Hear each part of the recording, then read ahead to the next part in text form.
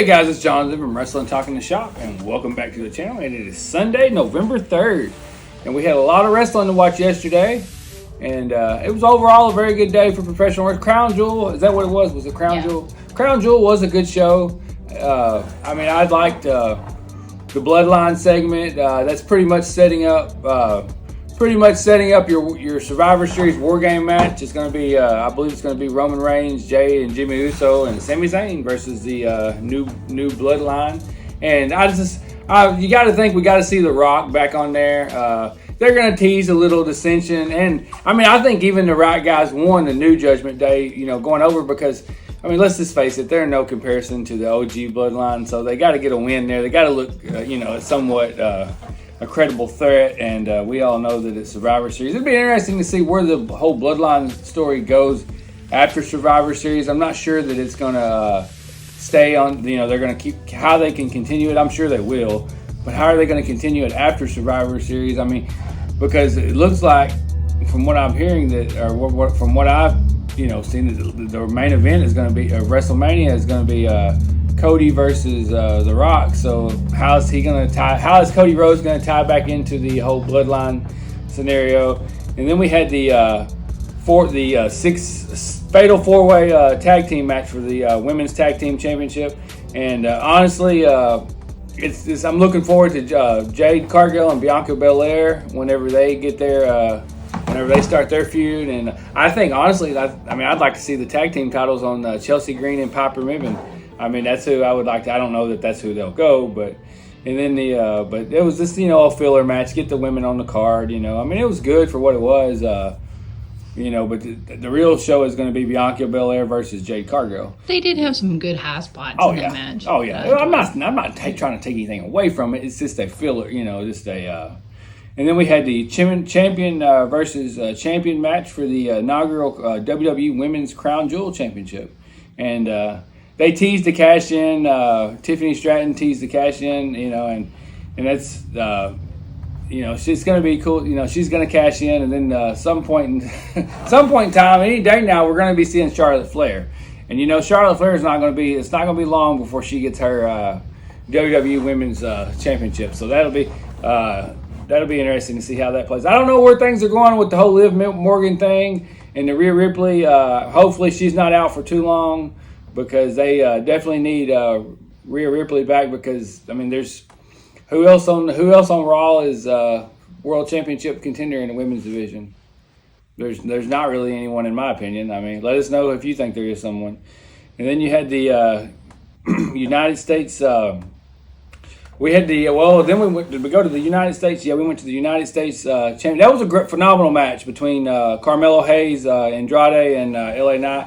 I really liked that match. But right man won there, LA Knight. I don't know who's gonna take that title off LA Knight. Who do you think's gonna take that title off LA Knight? I don't know. They might keep building up Andrade to take it eventually. Yeah, eventually. Yeah, I feel like that he'd probably be the next one. Yeah, LA Knight, he's a superstar though.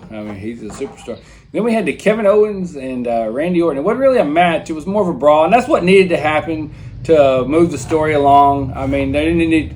I don't know how you could pick a winner between the two, and but that was a good brawl. That was a good brawl, and Randy Orton had a phenomenal entrance. And then I was watching it. And I said I didn't watch it live. I had to work yesterday, but I did watch it after, and I thought sooner or later Kevin Owens is going to attack him during that entrance, and that happened, and they had a good brawl, and I liked the whole spot where Randy Orton, he even RKO'd Adam Pearce. And what was Adam Pearce even doing out there?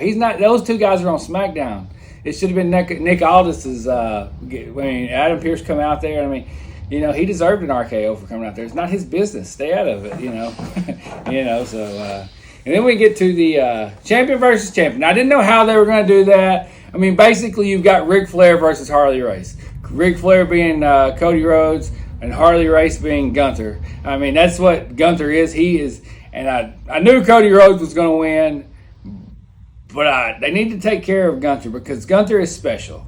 He is a legit, a Harley Race world champion. He doesn't come out wearing flashy robes. He comes out wearing a black robe. He's not about the. They even said it on the show. He's not about the media appearances. He's about winning. He's and Gunther is special, and I can see him even being a multi-time. He's a multi-time. He's going to be when his career's done. He's going to be. You're going to look back and you're going to look at him like.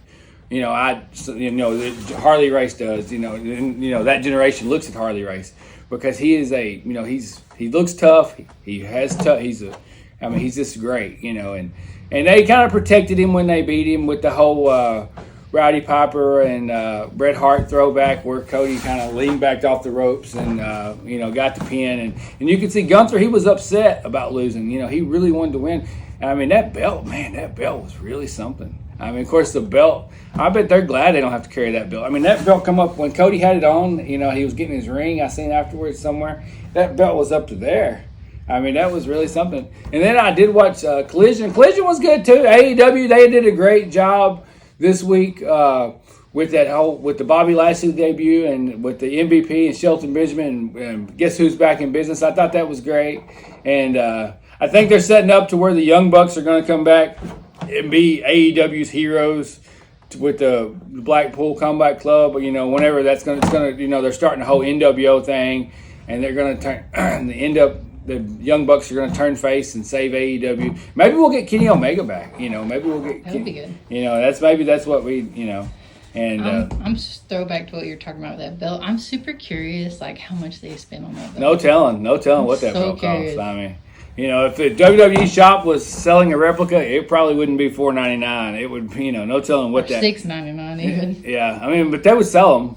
They would definitely sell them. And I seen pictures floating around on the social media about the WWE store in Saudi Arabia, and their store. That belt looks beautiful. It had the purple strap there. I would love to. And that they had a mini belt of the crown jewel, and I would like to, but of course I've looked on eBay and there's some boots on there, but no official replicas. I don't know how that whole works. Can you, if anybody went over there, and got one, but they had some cool stuff. And that whole WWE experience, I know that Saudi Arabia, that probably didn't cost WWE any money. That Saudi Arabia probably paid for, but wouldn't that be cool? Wouldn't you go to Orlando, Florida? I know I would. I would be down there opening day if they had something like that in Orlando, Florida. A whole WWE experience, and then a Hall of Fame. I don't know why we don't get nothing like that stateside, that would be so cool, but.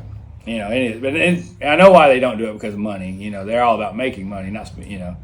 But anyway, you get to Collision. We had Kyle Fletcher versus Commander. Very good match. Kyle Fletcher, the right man, won. He kicked the hot man in the head. That was a nasty cook. And then I like his new bad guy. Yeah. Look. And then Thunder Rosa versus Harley Cameron. That was a Day of the Dead match. You knew who was going to win that one. But overall, the whole John Moxley segment, that was a very good segment. Collision was an easy watch too. I watched Collision too, and then we had let's see if I get my thing here, my notes. And then we had the AEW Roderick Strong versus Shane Taylor. Who's going to win that? I figured the last match between the two. I think they should both win. Roderick Strong should win two, and Adam Cole should win two. And then the last match they should face each other. And Adam Cole is going to face MJF. I don't know where Roderick Strong even coming into the play out there.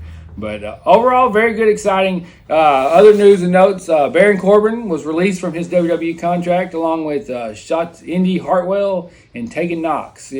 Not too familiar with the two females in that, but Baron Corbin, he would do good in TNA. Hopefully he bounces back. He's just one of those guys that you just love to hate, But he did do, the whole poor gimmick thing he did, where he was like, he come out dirty, and I like that gimmick. That was probably his, but I would think he's more of a Vince McMahon guy. Vince McMahon loved the big guys, and he's a big, tall guy. But hopefully he bounces back. We may see him in AEW. There's tons of wrestling out there. But overall, very good week for wrestling. We'll see how Raw turns out tomorrow. And they're going to be in Saudi Arabia again tomorrow night. Didn't really look like there was a lot of people there. I think I seen some reports where there were around 25,000 people. But phenomenal show. And I guess we're all Survivor Series, and then we got Saturday night's main event. I think they got a 4-way elimination match to see who the number one contender is going to be for Gunther's world title. I believe Damian Priest will win that. And it'll be Damian Priest and Gunther on the Saturday night's main event, or maybe the first Raw on Netflix. But anyways, there you have it, guys. Thanks for watching. Like and subscribe. We do daily videos on wrestling. We go through all wrestling memorabilia and daily history videos. Thanks for watching. Like and subscribe.